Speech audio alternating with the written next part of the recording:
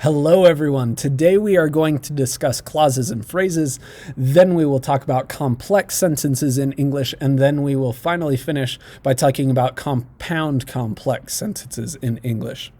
Now, as you will remember, clauses are a group of words that have a subject and a verb. A phrase is a group of words without a subject and a verb. There are two main types of clauses that we need to be aware of. There are independent clauses, which could be sentences on their own. They are complete thoughts. They have a subject and a verb. Dependent clauses, on the other hand, cannot be sentences on their own. They are not a complete thought.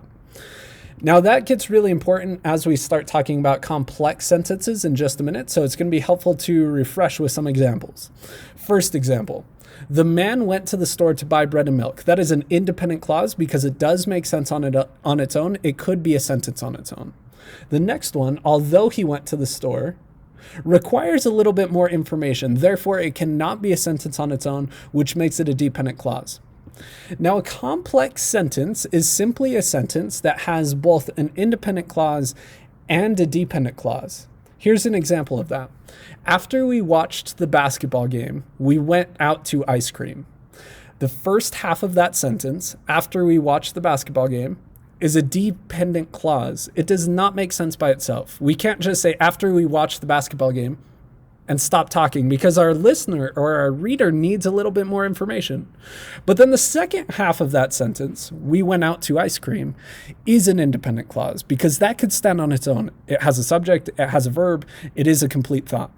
So what we have here is a dependent clause plus an independent clause, which creates a complex sentence. Now, complex sentences can be built in either direction. And what I mean by that is you can have a dependent plus an independent, or you can have an independent plus a dependent. Both of those are still complex sentences.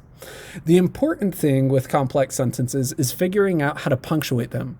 Oftentimes, complex sentences provide some interesting punctuation problems for people. Usually we see a lot of punctuation errors with complex sentences because people can't differentiate between the dependent and independent clauses. Here's some examples, though, that might help.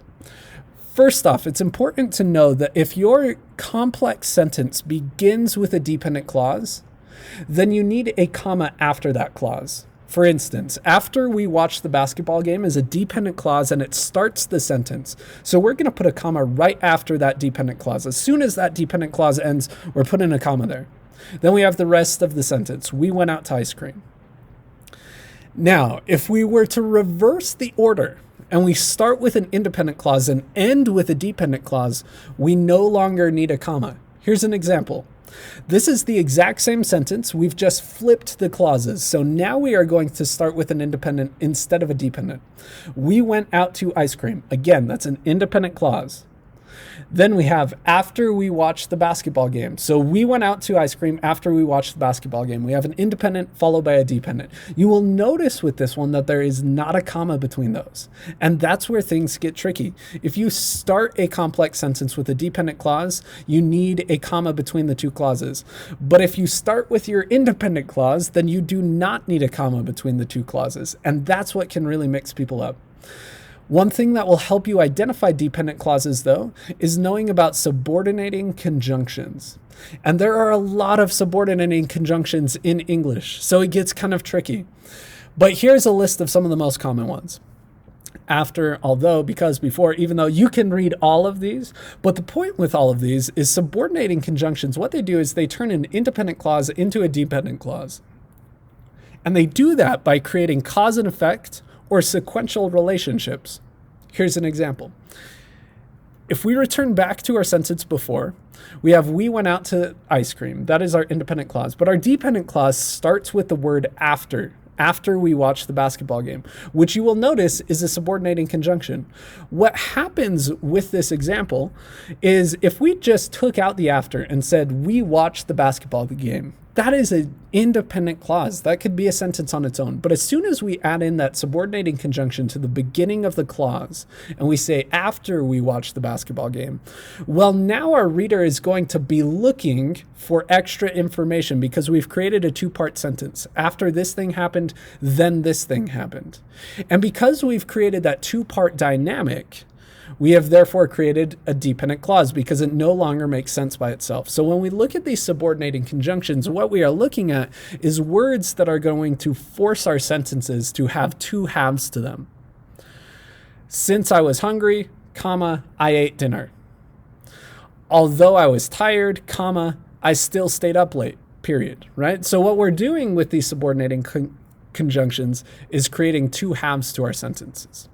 Now, if you are familiar with some of these conjunctions, you'll be able to identify dependent clauses. But even if you aren't familiar with them, you can still identify a dependent clause by determining whether or not it makes sense on its own. Now that leads us into compound complex sentences, which is the last type of sentence that we will discuss. A compound complex sentence is a sentence that has more than one independent clause and it has a dependent clause. In other words, it is a compound sentence that has been combined with a complex sentence. Here's an example. Although I was hungry, I decided to skip breakfast and I regretted it all day. This is all one sentence, but we start out with a dependent clause, although I was hungry. That does not make sense by itself. It's not a complete thought, therefore it is a dependent clause. We then have, I decided to skip breakfast. That is an independent clause. It can stand on its own. And then finally we have, I regretted it all day. Now you will notice, based on what we've talked about in this video and then in past videos, we have combined those clauses correctly here. So we have a dependent clause followed by an independent clause. In that situation, we need a comma between the two. Therefore, we put a comma after hungry. But additionally, we have two independent clauses, right? We have, I decided to skip breakfast and I regretted it all day. Those independent clauses have been joined by a comma and a coordinating conjunction. Therefore, even though the sentence has a lot going on in it, it is still grammatically correct and it has been punctuated correctly. Here's another example. Although I was hungry, I decided to skip breakfast and I regretted it all day. So we have the exact same sentence, but what we've done here is we've blown it up a little bit so we can look at the parts. And you can see at first we start with that dependent clause, like I mentioned before, and we follow it with a comma. Then we have the independent clause, which is followed by a comma and a fanpoi. And then we have the final independent clause.